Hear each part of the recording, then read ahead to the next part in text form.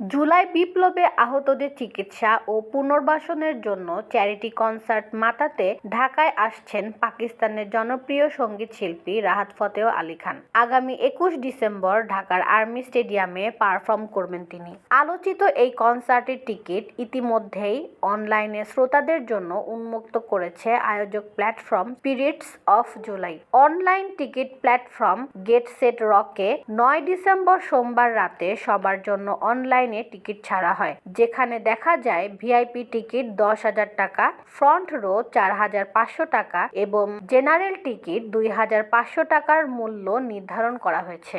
এছাড়া একই দিনে কনসার্টের ফাইনাল লাইন আপ ঘোষণা করা হয়েছে। রাহাত ফতেহ আলী খান ছাড়াও এদিন অনুষ্ঠানে দেশীয় ব্যান্ড আর্টসেল, চিরকুট, অ্যাশেজ, আফটারম্যাথ, র্যাপ সঙ্গীত শিল্পী সেজান, হান্নান ও সিলসিলা গান পরিবেশন করবেন।